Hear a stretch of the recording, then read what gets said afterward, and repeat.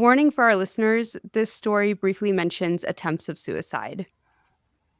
Hi, everyone, and welcome back to the Smart Tea podcast, where we talk about the lives of scientists and innovators who shape the world. How are you, Aarati? You're not in your regular recording space? No, I went to visit my friend again down in SoCal, and she had a conference in Vegas, and she was like, you want to come with me and just like hang out in Vegas while I'm not at the conference? And I was like, okay, sure. So it was like a really impromptu thing. Luckily, I can work from anywhere. So while she was at the conference, I was in the hotel and just working. And then when she got off the conference, we just like hung out. We went to a women's basketball game, which was so fun. Oh, fun. It was That's awesome. amazing. Like the energy and just like, I don't really know that much about basketball. Like I know enough. I know the basics, but like even I could appreciate how athletic these women were, and just like the ball was just flying from person to person, and sometimes I couldn't even follow the ball. It was just incredible, and the energy was amazing. The fans were so into it, so I had a really good time. That's awesome. Yeah. That's so cool. Yeah. That sounds amazing. Yeah. How are you? I'm tired. I am getting to the tail end of a year marathon weddings. Yes. All amazing things and so fun, but it's been quite the marathon. We just got back from a wedding in Michigan on Saturday, and tomorrow we're flying to Spain. Oh my goodness. That is insane. I can't imagine traveling that much. And how are you holding it all together? The answer is I'm not. Oh my goodness. I'm really, really not. But it's all fine. It's going to be so fun. I was just looking at the weather in Spain, and it's going to be just like low 70s. So it's not going to be super hot. When we went to Italy, which is albeit different, but still kind of like Mediterranean climate, it was so hot. Yeah. It was so hot. Yeah. And I was melting. And so I'm really, really, really happy to be going back to Europe, but then hopefully it being like a little cooler and kind of nicer to do some of the touristy stuff. Yes. So yeah. Definitely. Here in Vegas, it was over 100 for both the days that we were there. So yeah, I can't say Vegas is my favorite place in the world in general. I don't like, it's just like hot and kind of gross as a city. We didn't spend that much time downtown, like in the strip. We basically like just, on the strip. yeah. Yeah.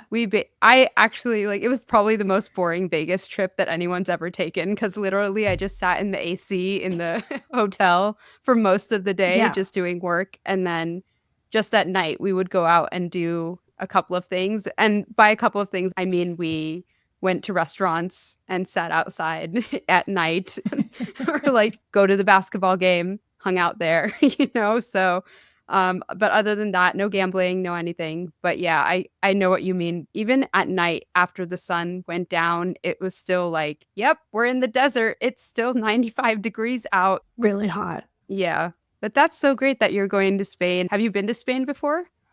Nope. This is my first time in Spain. Ooh, exciting. Where exactly in Spain are you going? We're going to Barcelona. Nice. I hear that's a beautiful place. I'm super excited. I think it'll be really fun. And then for the wedding, it's just outside of Barcelona, but it's a small villa that we're all staying at. And then we all get to hang out, so it'll be really fun. Oh, lovely. But I'm really excited to hear about today's story. It's always fun to be on the listening end. Who are we talking about today? So today, I wanted to do a story that was kind of spooky and October-y themed, because we are getting into that season. And so after a lot of researching, I found this one guy who, fair warning, is not the best guy ever in the world. He's a very controversial figure, but his story is fascinating. So today we will be talking about the psychologist John B. Watson. Okay. Not to be confused with John Watson from the Sherlock Holmes saga. Like, they have nothing in common. There's no reference at all to that. So just the same name. Yeah, that is definitely where my head went. Yes. Yeah. I don't think he got any sort of inspiration from this guy, because this guy's Honestly, kind of terrible, but we'll get into that. He's a very controversial figure in the field of psychology, but I think all psychologists probably study him because his experiments were so interesting, but unethical at the same time. Um, Uh-huh. but he did a lot of studies around the concept of fear and instilling that emotion in people and how we could condition people to feel different emotions. But he was particularly focused on fear. And so I thought that was very apt for the October spooky season. Yikes. I'm already nervous. Okay, so let me start the story. So, John Brodus Watson was born on January 9th, 1879, on a farm in Travelers Rest, South Carolina. John, by all accounts, did not have a great childhood. He was the fourth of six children, and his family was very, very poor. His father, Pickens Butler Watson, was, Pickens? yeah, is that not the most like I don't know, like when you hear the name Pickens, you definitely get an image, right, in your head. It's not a great image. Um and like exactly what you're imagining when you think of the name Pickens, that's what he is. He's a terrible person. He had fought for the Confederates during the Civil War, which is strike 1. Strike 2, he was an alcoholic and he had a violent streak and definitely abused his wife and children. Okay. Yep, we're painting a picture. Yep. And strike 3, when John was 13, Pickens abandoned the family and ran away to live with a Native American woman. Some accounts say 2 women. I don't know how that works. But he abandoned his family, and John never forgave his father for walking out on the family and leaving them even poorer and worse off than they already were. His mother, Emma, was completely the opposite, but also not in a good way. She was extremely religious and she forced her beliefs on her children. She had actually named John after a prominent Baptist minister because as soon as he was born, she had dreams about him becoming a minister who would go out and preach the gospel. But Mm. she was very harsh and forced her strict religious views on John and his siblings. And surprise, surprise, this ended up backfiring and having the opposite effect of what she had hoped. John ended up becoming an atheist and hating all religions because of how harsh she was. It's like quite the pendulum swing between the two parents. Right? It's just really interesting. Yeah. I'm like, how did they end up together? Like this woman who hates drinking and, drugs ended up marrying and having 6 children with this guy. Yeah, I'm sure it wasn't fully free will, and Yeah, there surely was not affection there. that's true. So, John's childhood definitely caused him a lot of trauma. Apparently, he was scared of thunderstorms and always had to sleep with the light on. After John's father left, his mother, Emma, decided to sell the farm and move the family to Greenville, South Carolina, so that the kids could get a better education. But John didn't do well with the move because he was seen now as some dumb country kid, quote unquote, by all the other students, and he was bullied for it.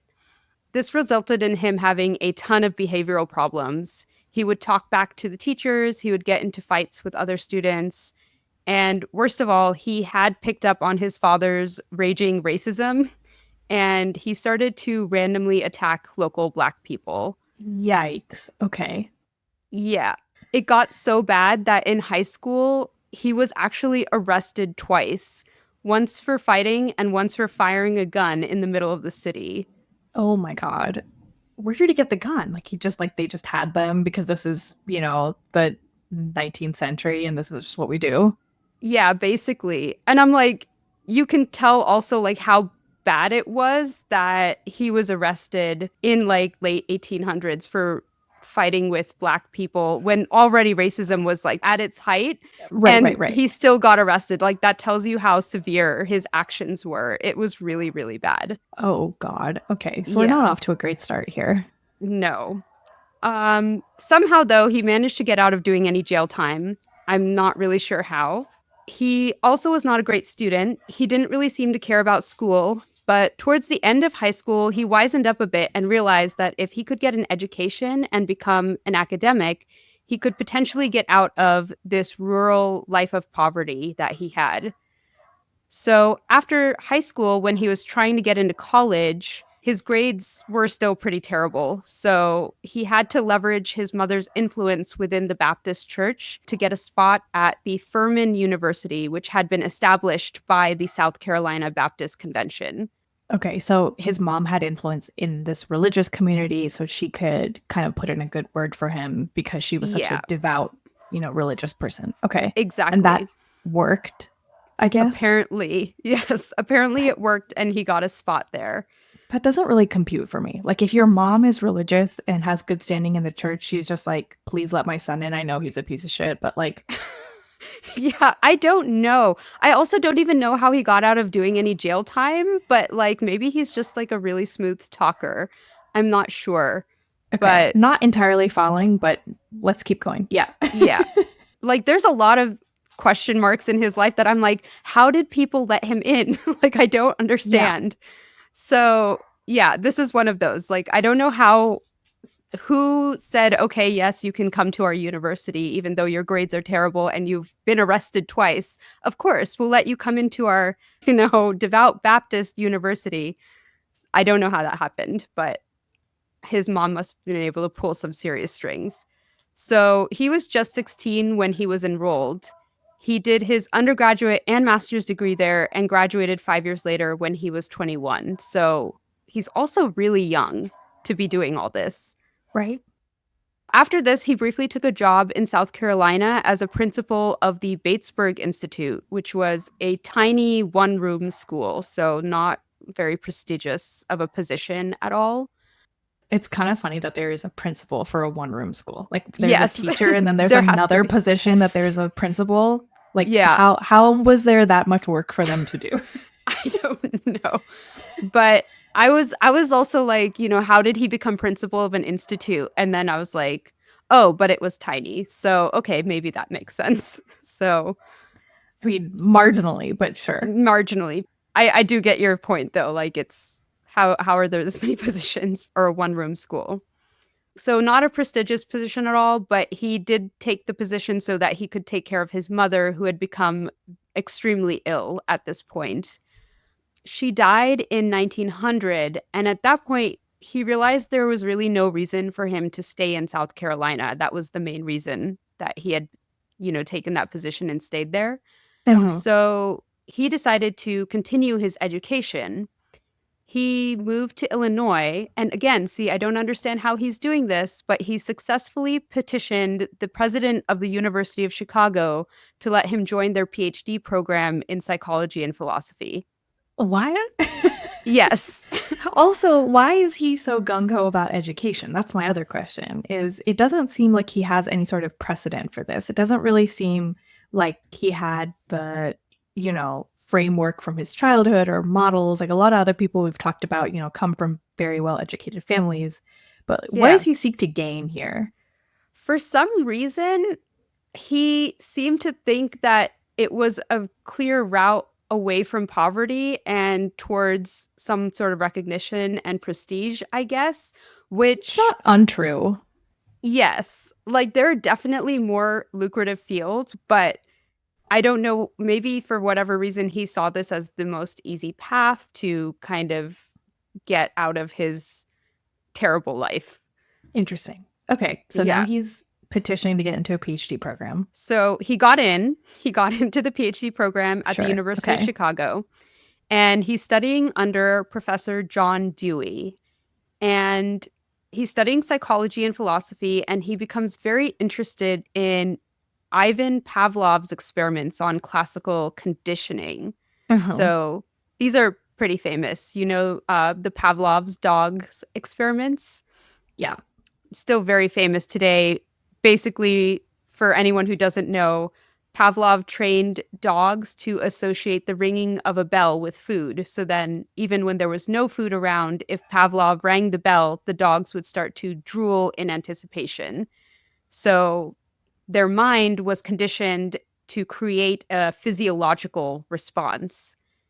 And so John was fascinated by this and started his own experiments on animal behavior and learning in rats.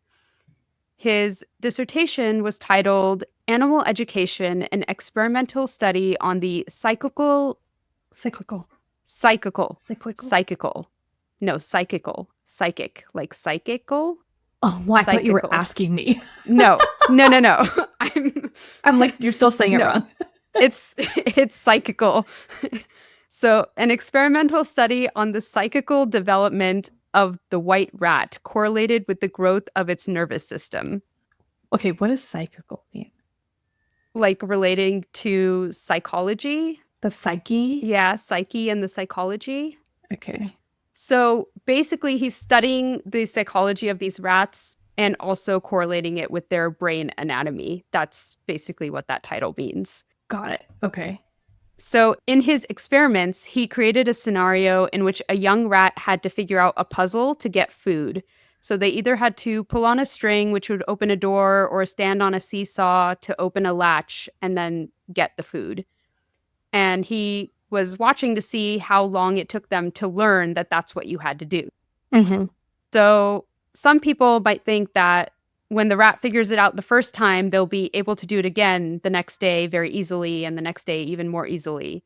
But John discovered that that wasn't always the case. Learning in the rats was a very uneven process. So, for example, one rat took 12 minutes to figure out the task on the first day, and then 12 minutes again on the second day. On day 3, he was suddenly able to figure out in 3 minutes, but then the next time it took him 8 minutes. And then after that, for the next few days, the rat could do it in 2 to 3 minutes. And then one day, suddenly something in the rat's brain clicked and they could consistently solve the problem in under 30 seconds.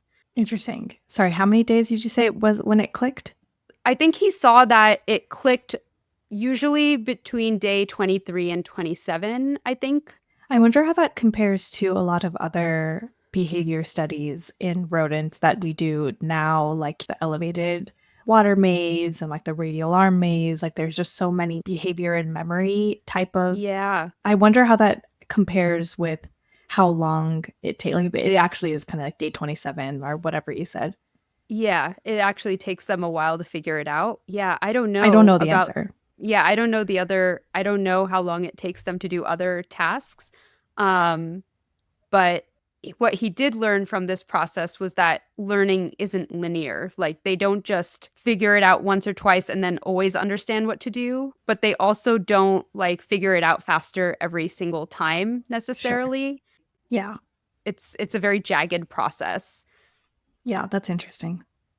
And John wrote, quote, "It's a pleasure to watch them. They fly from place to place, trying everything." So he really enjoyed this. And these are wild type, I assume, right? Like they didn't do any. I think so. Yeah, it didn't say anything about genetic variants. Okay. Yeah. So at the same time, John is studying the anatomy of the rat's brain, and he found a correlation between the rat's learning abilities and the amount of myelin they had, which is the fatty substance that surrounds your neurons and protects them. That makes sense. Yeah. So this is really the start of a field of psychology called behaviorism, which is a study of how animals and humans learn and behave through interactions with their environment.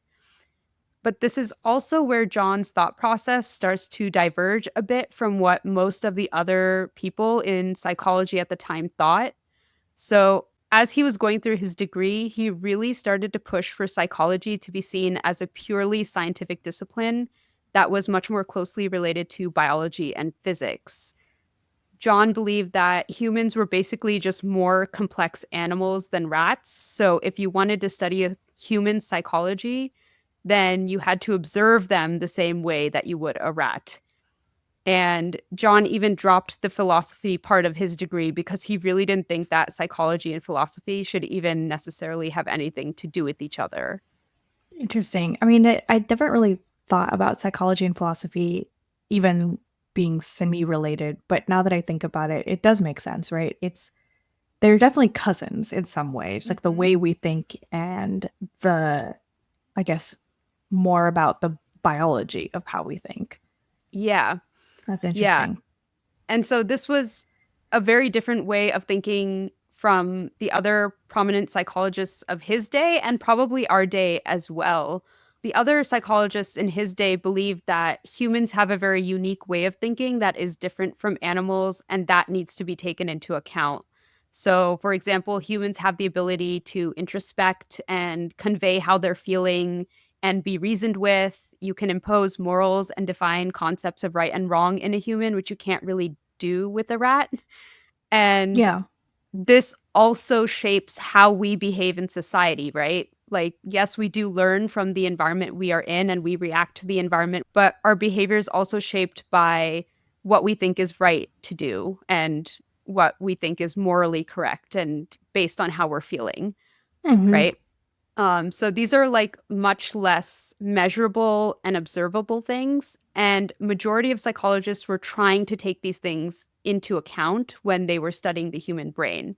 But John was not. He was very much in the minority in his opinion that psychology should just be purely observable. Like, what is the action? What is the reaction? Just watch the person. What do they do? Don't try to think about like their thought process or don't try to think about, what led them to do this. Okay. It feels very deviant from the way we think about it as scientists, though, because I feel like so Yes. much of what we do is trying to do that bit that you were just saying that he was trying to Yeah. avoid, which is trying to understand why or understand the processes or the mechanism or just any of these words that we use to delve a little bit deeper. So that is interesting that he decided to stray away from that. So part of this also, I think, is because at the time we didn't have a way to measure mental activity at all, like brain And waves. her. And Uh-huh. so for him, the process of thinking and a person being conscious wasn't something that could be measured the way it can be today. Today, we can like hook electrodes up to your head and be like, this person is thinking, or we can see different parts of your brain light up if you're in pain or you're happy. That wasn't possible then. So John was like, mental activity is not something that is observable, and therefore it should not be part of the scientific process if you can't observe it. Okay, that's reasonable. But he was very, very much in the minority in his opinion on this. And this led him to have a ton of anxiety and have something of a nervous breakdown because he was afraid of being ostracized by his peers. Sorry, it's not funny. It's just like ironic that he's a psychologist and really could use a He could use psychologist. some psychology. Yeah, he could use some therapy. Could definitely use Absolutely. some talk therapy. I know he's not a talk therapist, Absolutely. but that's funny. Yeah. No, absolutely. I agree. But John graduates with his PhD when he's only 25 years old, which even then is very young to have a doctorate. That feels like a red flag. Why are they handing these degrees out? And especially to someone who has so many red flags himself. Yeah, Like, this is all a red flag. Someone getting their yes. PhD in 3 years is a red flag to me. That's fake. Yeah, What did you do? that's too fast. That's too That's too fast. fast. Yeah. It's too Yeah. fast. Absolutely. I'm here for graduating early, but I can't believe that you did anything of substance in 3 years. I know. It's crazy. I don't know how he's flying through things so fast. So he sets up a lab at the University of Chicago and he gets some students. One of these students is named Mary Ikes, and she is the sister of a prominent politician, Harold L. Ikes, who, by the way, later becomes FDR's Secretary of State. Hmm. So, very prominent family. John fell in love with her, which, from an ethical standpoint, isn't great because he It's not good. basically, yeah, he fell in love with one of his students. It's not good. Also, Mary's family was very wealthy, and they didn't think that John, with his meager academic salary, was good enough for her. Kind of fair. Yeah. Yeah, I related It's to. pretty valid, actually. Yes, yeah, that hasn't changed much. No. But despite everyone's objections, when John proposed, Mary said yes.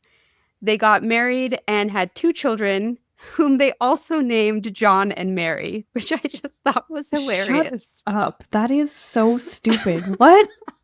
I know. I'm like, why would you do that? That is one of the Um, dumbest things I've ever heard.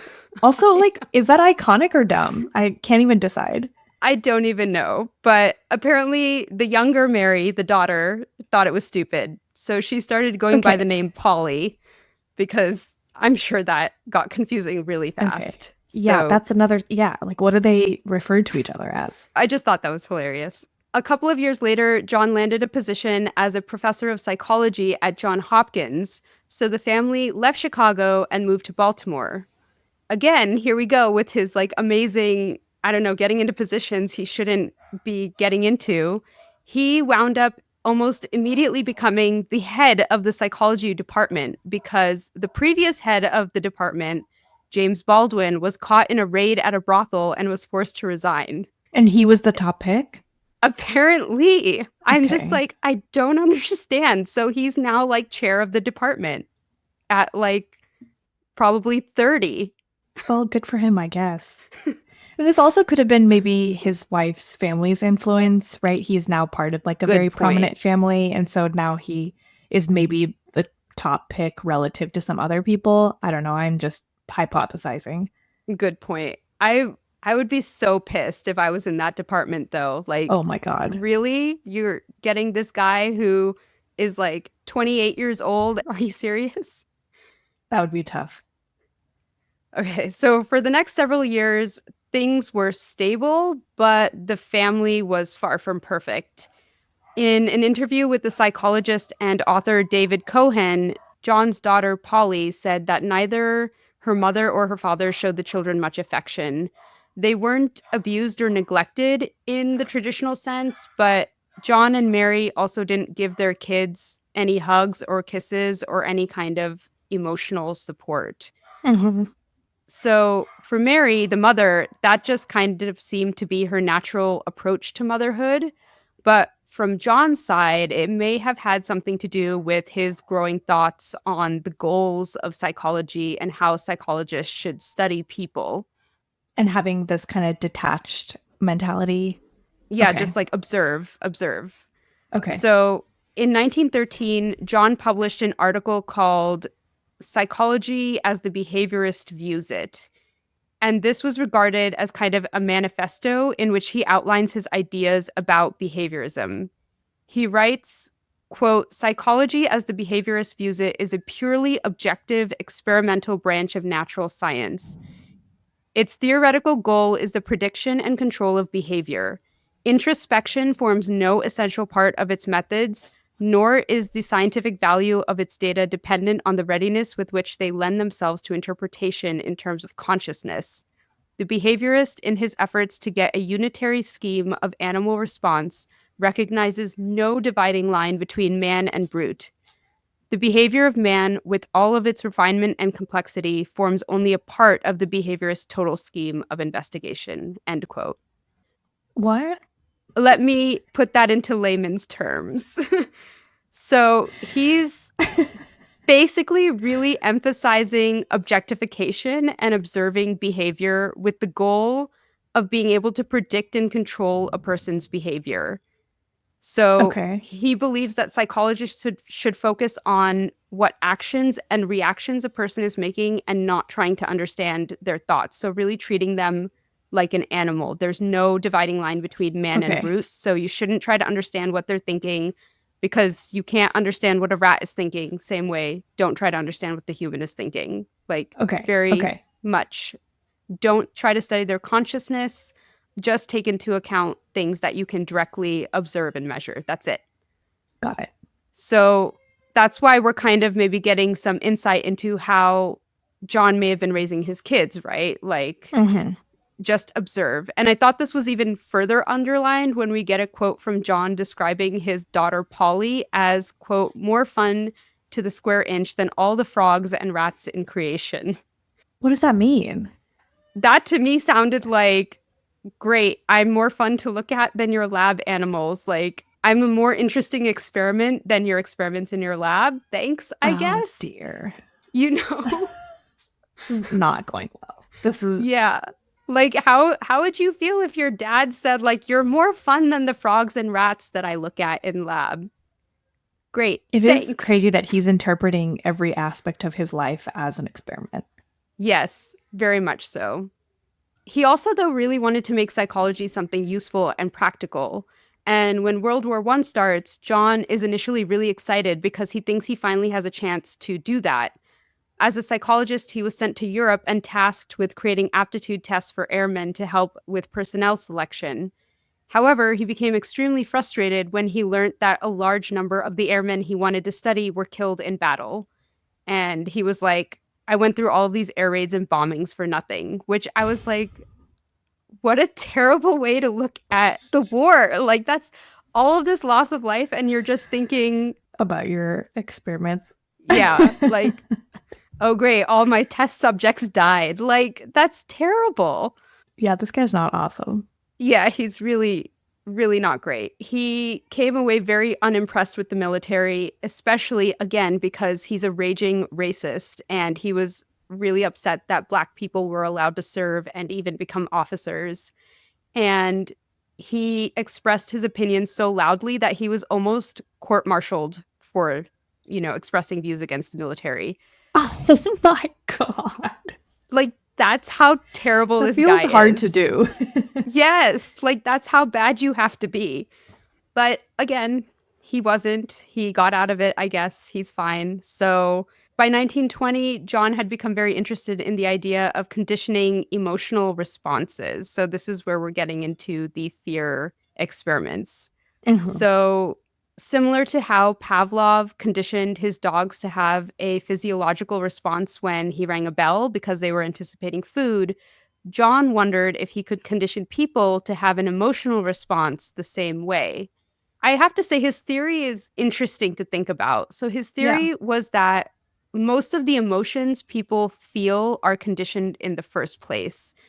We weren't born feeling certain ways about certain things. So he's saying, for example, if you think about something that scares you, like maybe a spider or a rat, are you scared of it because spiders and rats are inherently scary? Or are you scared of it because since we were babies, we've watched other people be scared of them, and then we learned that this is a scary thing, and so we should be scared of it too? Sure. Okay. That's a reasonable hypothesis. Yeah. And so that's his theory. His theory is that we weren't born scared of these things. We learned to be scared of them. Okay. And so to test this, he and one of his graduate students, Rosalie Rayner, conducted one of psychology's most controversial experiments called the Little Albert experiment. Oh, yeah. Yeah. Have you learned about this? I've heard of this. This is so sad, but continue. Yeah. So there is footage of this experiment taking place, by the way, if anyone wants to go and look at it. But basically, they took a 9-month-old boy who they nicknamed Little Albert, and they asked whether they could condition him to show fear. So they first showed Little Albert a bunch of different animals and objects, and they presented him one by one with things like fire burning in a little tray, or a monkey, or a dog, or a rabbit, and a white rat. And they noted that he wasn't afraid of any of it. Next, they showed Little Albert the white rat again, and every time he reached out and tried to touch the rat, they hit an iron rod really loudly nearby. And this noise freaked Little Albert out, and he started crying. So they repeated this every time he tried to reach for the rat. And after a while, every time they showed him the rat, even when they didn't make the loud noise, Little Albert started crying and trying to get away from the rat. So they had successfully conditioned Little Albert to show fear. These are really sad. They're kind of funny because he's this like chonky little baby. Yes. He's just crying, and it's so sad. He is. But the other interesting thing that they found in this experiment was that when they showed Little Albert other objects like the rabbit or a fur coat that had similar characteristics to the rat because it was like furry or it was small, that also made Little Albert start to cry and try to get away. So not only had Little Albert been conditioned to show fear, but that fear response had also become generalized. Mm-hmm. But the main reason this experiment is so controversial is because John never deconditioned Little Albert. He basically just made him feel afraid of random little fuzzy things and then sent him back out into the world. Yeah. So, not great. I will note that he did develop a method for deconditioning that he used on other children that he did experiments on, but not Little Albert. So that's why this experiment is so infamous. Yeah. Unfortunately, we're not sure what the long-term effects this experiment had on little Albert because they kind of lost track of him. In 2009, some historians found records of a child named Douglas Merritt, who they think was little Albert. Douglas died when he was 6 years old from congenital hydrocephalus, and some people who have analyzed the film of the original experiment say that the baby in the film does show signs of having a disability. So that just throws even more like unethical wood onto Definitely. this fire. Oh, interesting. Mm-hmm. But to John, this proved that a child's development is based solely on the environment they are raised in. So, in his opinion, things like intelligence and personality were all based on how the child was raised. And he famously said, quote, "Give me a dozen healthy infants, well-formed and in my own specified world to bring them up in, and I'll guarantee to take anyone at random and train him to become any type of specialist I might select. Doctor, lawyer, artist, merchant chief, and yes, even beggar man and thief, regardless of his talents, penchants, tendencies, abilities, vocations, and race of his ancestors," end quote. I think this also makes sense with his own ambitions, right? Is he came Mm-hmm. from this very small town, uneducated parents, et cetera, and Yes. decided that he could do his own thing regardless of what his whole history and his background and his upbringing was. So it does also fit into his bigger story, in addition to the fact that he says that, nature is nothing and it's all nurture. Yes. Like there are today even examples of people who you think, oh, they've been given the world, they were born with a silver spoon in their mouth, and then what did they do with it? They squandered it. And then there Right. are examples of people who really came from nothing or had a really hard upbringing.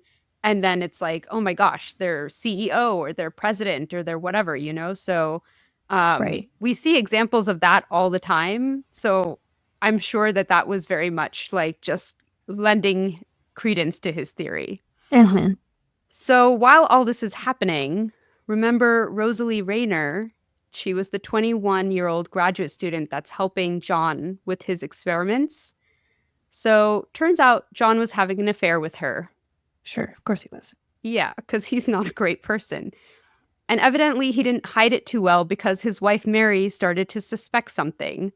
So one day, for some reason, they're all at Rosalie's house having dinner, and Mary pretended she had a headache and left the table saying she needed to go lie down. Instead, she snuck into Rosalie's room and found a packet of very explicit love letters from John to Rosalie. Yeah. Yeah. In one now infamous letter, he wrote, quote, "I know every cell I have is yours, individually and collectively." Oh, Christ. Yeah. So Well, he's delightful. I know. Yeah. So Mary blew up, of course, and initiated a divorce. This divorce turned into a huge public scandal. Mary was from a prominent family, remember? Her Right. brother was a well known politician in FDR's cabinet. And Rosalie is also from a pretty well off business family in Baltimore who had donated thousands of dollars to John Hopkins research. So, Interesting. Okay, so this definitely yeah, like adds additional color. yeah. So this divorce becomes like front page news.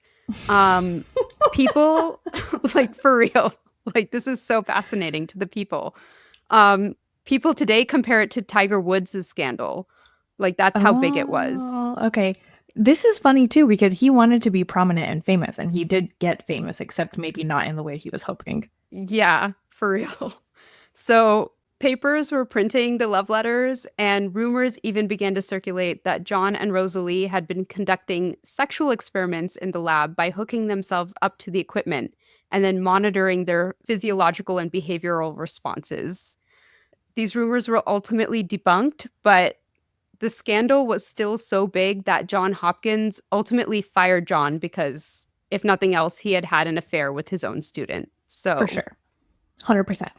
I feel like finally he got some sort of comeuppance. Like, Retribution. Yeah. yeah, he's finally fired from his position. Like, you finally crossed a line. We can't have that. So in 1921, the divorce between John and Mary is finalized, and John marries Rosalie. They moved to Connecticut, and John got a job at an advertising agency, J. Walter Thompson. He started out as a door to door salesman and working behind a grocery counter. And this gave him direct interactions with customers. And using his psychologist training, he realized that there was a better way to sell people stuff. So instead of using facts, he started advertising by trying to hook into some emotion, which is like very much what he was doing with his experiments. So we fully pivoted from the fact that he has a PhD. He's no longer an academic. He's not an academic, but we haven't quite fully pivoted yet. You will see. Sure. But he's no longer working in. Okay. Yeah, he no longer has an academic position, so he can't really do experiments anymore. So now he is in an advertising agency, but he hasn't fully given up on psychology yet. Okay. You'll see. So he's starting to advertise by hooking into some emotion that people have. So, for example, toothpaste had always been sold with the strong message of keeping your mouth healthy and hygienic, but John changed that message to be more along the lines of women who smoke cigarettes, which was at the time seen as very sophisticated and sexy. They can still have beautiful white teeth if they use this toothpaste. And you know, it's like hooking into that sex appeal, the desirability. Sure. For certain products like baby powder, he leaned into a mother's fear that their baby could get an infection unless they used this pure and clean baby powder. Mm-hmm. He also revived the practice of using testimonials as a tool and even got Queen Marie of Romania to endorse Pond's face cream when she was visiting the US. And obviously she was seen as this very glamorous royal figure, right. So that was like hugely appealing. Should these feel like all the things that you would think about for advertising? It's like talking about someone's emotion, getting a celebrity spokesperson and sponsorship, and, you know, if so-and-so celebrity is using X product, then I want it too. This feels right. It's interesting because right now we think about it as just so routine. Yeah, that's advertising. But he's like really laying the groundwork for all of this. Like he really changed the face of advertising, which I feel like is almost a side note when you read about his history, because so much of it is focused on his work with little Albert and the psychology. Yeah. His advertising career and how much he did for the world of advertising is almost like an asterisk. One other interesting thing I saw was that he was credited with popularizing the idea of having a coffee break during work as part of a campaign for Maxwell House Coffee. So I was like, I did not know that wasn't a thing. Yeah, I didn't realize that wasn't a thing either. People just had one cup in the morning and then they never thought about it again. I guess so. And I can totally imagine him leaning into this idea of like, you're tired, you're stressed, like these are the emotions you're feeling at around like 2 or 3 o'clock in the afternoon. Have a coffee break, feel better. So weird. Okay. So in less than 2 years, John had moved up to vice president of the company. So again, just skyrocketing. However, he still continued his experimentation in psychology. But unfortunately, since he didn't have an academic lab to do this, he used his own children that he had with Rosalie. Oh, there's more kids now. Yeah, he had two sons, William and James. So in 1928, John published a book with Rosalie's help called Psychological Care of Infant and Child, in which they described how they believed children should be brought up. A lot of this book was anecdotal observations that they had made when they were raising William and James. They asserted that children should not be given too much love and affection because it, quote, prolonged the period of infancy. Instead, parents should treat their kids with respect, but emotional detachment, because that's how they will be treated as adults by the rest of the world. And this is how a generation of millennials are...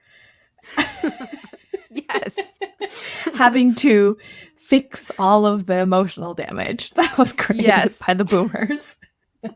I mean, kind of. So this became really popular. Like, interestingly, this is where the cry it out method of sleep training for babies was first proposed. Mm-hmm. So maybe you've heard of this. Like, John wrote in his book that after one final check to make sure the baby was comfortable and safe and the lights were out, the parent should just close the door and not come back until the next morning. And he wrote, if he howls, let him howl. A week of this regime will give you an orderly bedtime. And so the idea is to teach the baby to self-soothe and go back to sleep by themselves. And people still use that today. But he also made some really wild assertions in this book. Like he believed that everyone in the world should stop having babies for 20 years or so that we could gather data on the children we already have and develop an efficient child rearing process. He thought breastfeeding should be eliminated, and instead, children should be rotated among parents every 4 weeks until they reach adulthood. Wait. Like Yeah. rotate to get breast milk from different moms? No, just like don't breastfeed at all. No breastfeeding from anybody. They should all just be bottle fed, I guess. And then what's the rotating? In addition, like after the baby is born, every 4 weeks, you should just give them to different parents until they've reached adulthood so that they never get attached to any one particular set of parents. Oh my God. That is horrific. I know, right? Like it's off. I'm just like, what are you talking about? That would be terrible. This is how you get chronic abandonment issues, amongst other things. Oh, 100%. He was also a proponent of eugenics, or the idea that we can condition out unwanted traits in children. Sure, of course. Let's throw that in. And one more thing, he's completely in favor of child labor, which I was like, of course he is. Of course he is. Okay. Of course. I feel like nothing is going to really faze me at this point. So despite his very controversial history and outlooks, John became kind of the first pop psychologist to really go mainstream. His book became a big hit and sold over 100,000 copies just a few months after its release. And other psychologists were even recommending the book to new parents. And so while there are definitely some interesting and even good pieces of advice in there, I would say it didn't pan out so well for a lot of people, including his own kids. Yeah, that is understandable. Can't imagine any of the things that he's proposed are going well for anybody. No, and especially his own kids, who I'm sure he probably stuck very religiously or, very adamantly to his own protocol. Yeah, definitely.